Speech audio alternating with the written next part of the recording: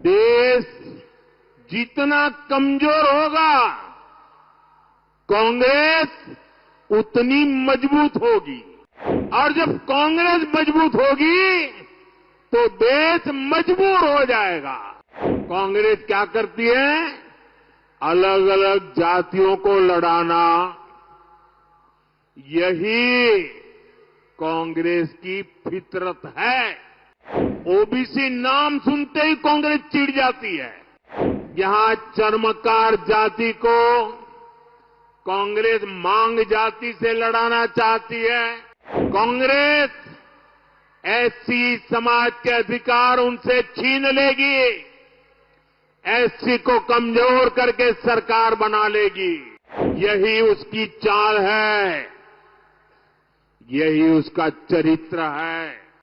आपको याद रखना है, एक है तो सेफ है। साथियों, कांग्रेस पार्टी जानती है, देश जितना कमजोर होगा, कांग्रेस उतनी मजबूत होगी। और जब कांग्रेस मजबूत होगी तो देश मजबूर हो जाएगा। इसलिए कांग्रेस क्या करती है? पिछले 75 साल का इतिहास देख लीजिए, उनके तौर तरीके, उसके सबूत ढूंढने के लिए कहीं जाने की जरूरत नहीं है, अगल बगल में मिल जाएंगे। कांग्रेस क्या करती है? अलग अलग जातियों को लड़ाना, यही कांग्रेस की फितरत है। आजादी के बाद से ही कांग्रेस ने कभी शेड्यूल कास्ट समाज को, हमारे दलित समाज को, हमारे एससी समाज को एकजुट नहीं होने दिया।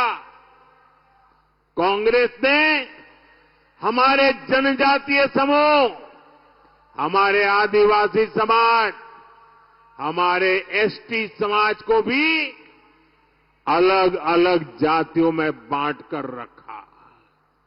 कांग्रेस ने ओबीसी नाम सुनते ही कांग्रेस चिढ़ जाती है, और ओबीसी समाज की भी अलग से पहचान न बने, इसलिए कांग्रेस ने भांति भांति के खेल खेले हैं।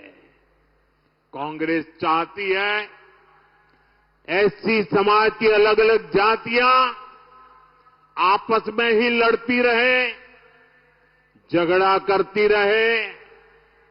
वो जानती है एससी समाज की अलग अलग जातियां आपस में झगड़ती रहेगी तो उनकी आवाज बिखर जाएगी, उनका वोट बिखर जाएगा, और ऐसा होते ही कांग्रेस के लिए सरकार में आने का रास्ता बन जाएगा। इसलिए यहां चर्मकार जाति को कांग्रेस मांग जाति से लड़ाना चाहती है। कांग्रेस मातंग को महार जाति से, बुरड़ जाति को वाल्मीकि जाति से, कैकाड़ी को खटीक जाति से, और मोची जाति को कांग्रेस और जातियों से लड़ाना चाहती है। जब आप एससी के तौर पर एकजुट नहीं रहेंगे, अपनी ही अलग अलग जातियों में बंटकर झगड़ा करेंगे, तो कांग्रेस इसका फायदा उठाएगी। कांग्रेस एससी समाज के अधिकार उनसे छीन लेगी, एससी को कमजोर करके सरकार बना लेगी।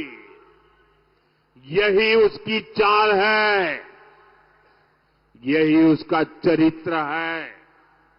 इसलिए आपको कांग्रेस की इस खतरनाक साजिश से सावधान रहना है।